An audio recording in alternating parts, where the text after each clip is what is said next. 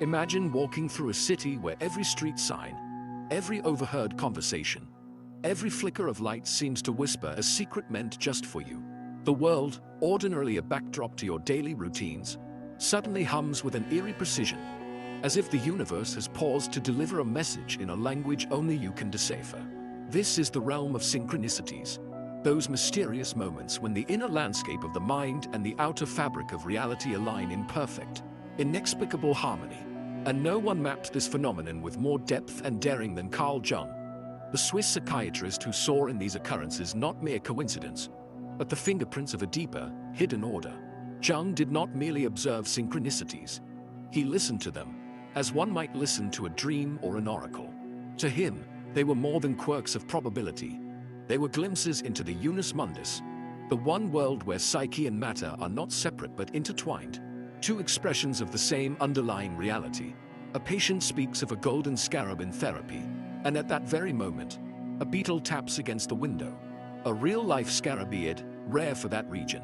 A man dreams of a figure in a blue coat, and the next day, he passes a stranger wearing that exact shade, carrying a book whose title answers the question haunting his thoughts. These are not accidents, Jung argued, but meaningful collisions of inner and outer worlds, pointing toward a dimension where time, meaning, and causality dance to a different rhythm. This exploration is not just about cataloging strange occurrences. It is about stepping into a worldview where the universe is alive with intelligence, where the boundaries between mind and matter blur, and where the seeker, you, becomes an active participant in the unfolding mystery. Synchronicities, in Jung's vision, are the cracks in the wall of ordinary perception, through which a greater light shines. They ask us to consider, what if reality is far more porous, far more communicative, than we've been taught to believe? Carl Jung's exploration of synchronicity reveals a world where the rigid boundaries between mind and matter soften, where the psyche and the external world engage in a silent, luminous dialogue. At its heart, synchronicity challenges the Newtonian view of a clockwork universe governed solely by cause and effect, proposing instead a reality where meaning itself becomes a kind of connective tissue. Jung, alongside physicist Wolfgang Pauli, ventured into this liminal space where psychology and quantum physics brush against one another, suggesting that beneath the surface of our fragmented perceptions lies a unifying principle, and a causal connecting principle, as Jung termed it. Central to this idea is the notion that synchronicities are not random but emerge from the deeper currents of the collective unconscious, that vast reservoir of archetypal patterns and primordial images shared by all humanity. When a synchronicity occurs, it is as though an archetype, be it the wise old man, the trickster, or the eternal child, has momentarily stepped out of the psychic realm and into material reality, creating a bridge between the inner and outer worlds. These moments carry a numinous quality, a sense of the sacred or uncanny, precisely because they defy linear explanation. They are not caused in the traditional sense. They resonate, like two strings vibrating in harmony across the void. Jung also emphasized the role of the observer in these phenomena. A synchronicity is not merely an objective event but a subjective experience of meaning, one that requires the individual's participation to complete its significance. It is as if the universe issues an invitation, but it is up to us to recognize and interpret the symbols presented.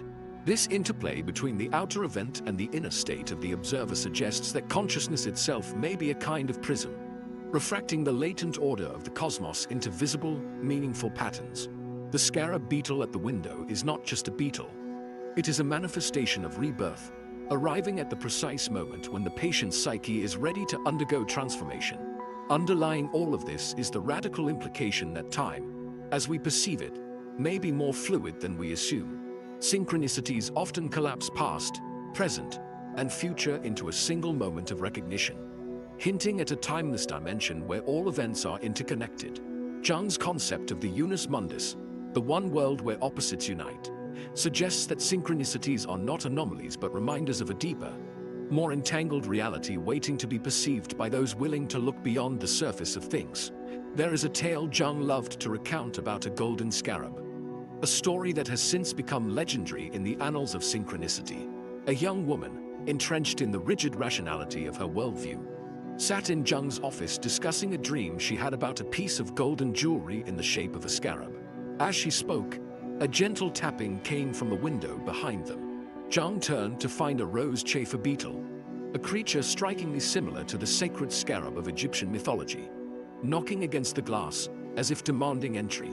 In that moment, the woman's intellectual defenses crumbled.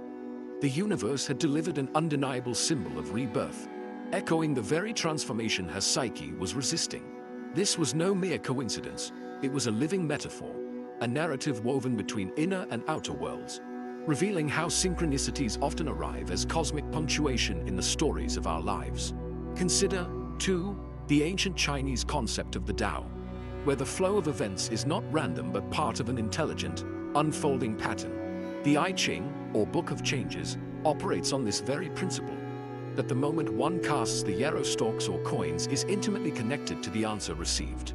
Jung was deeply influenced by this idea, recognizing that synchronicities are like echoes of a larger, invisible choreography.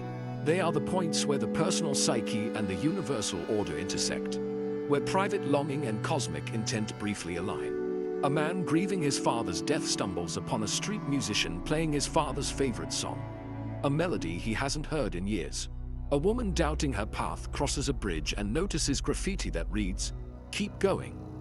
These are not random events but threads in a narrative far larger than the individual, hinting that we are all characters in a story the universe is telling itself. Even in mythology, synchronicities appear as divine interventions, the hand of fate guiding heroes and seekers. Odysseus, lost at sea, is washed ashore at the very moment Nausicaa dreams of a husband. The Hindu concept of Lila, the play of the gods, suggests that reality itself is a kind of theater, where synchronicities are the moments the audience catches a glimpse of the director's hand.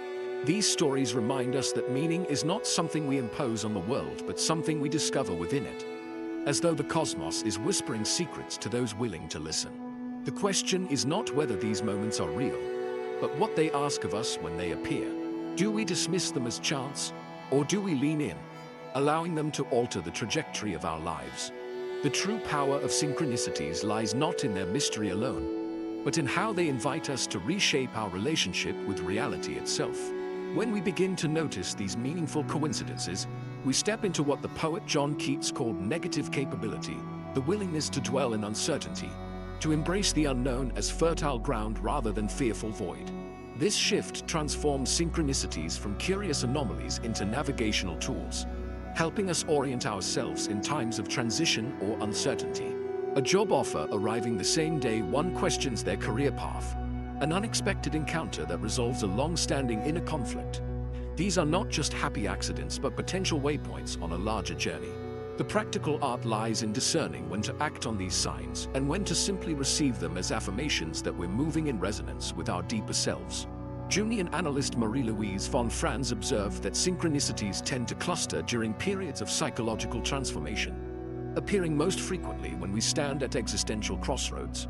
This suggests their real-world value as barometers of inner growth, external markers of internal shifts. In our modern world of constant distraction and digital noise, cultivating sensitivity to these moments requires creating spaces of silence and receptivity. It might begin with simple practices, keeping a synchronicity journal, paying attention to recurring symbols or numbers, or noticing how external events mirror internal states. The key is developing what James Hillman called the poetic basis of mind, the ability to think metaphorically, to see the world as both literal and symbolic simultaneously. When a bird repeatedly appears at your window during a time of decision, it's both a biological creature going about its day and potentially a messenger inviting reflection on freedom, perspective, or the call to migrate toward new horizons.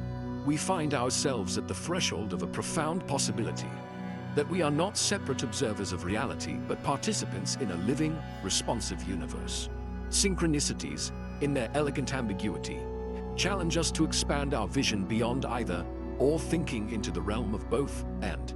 They suggest a world where chance and meaning coexist, where the rational and numinous dance together, where every moment holds potential significance if we have the eyes to see it.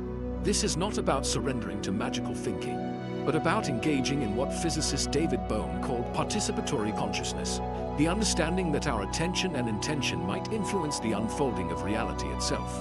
The transformational call here is twofold. to cultivate wakefulness to these meaningful patterns, and to courageously follow where they might lead. Like dream symbols that lose their power when ignored, synchronicities ask for our engagement and interpretation. They invite us to become co-creators of our journey, partners in dialogue with a universe far more mysterious and intelligent than we often assume. As you move forward from these reflections, consider carrying one question. What if the remarkable coincidences in your life are not exceptions to reality, but glimpses into its true nature? The answer might just change everything.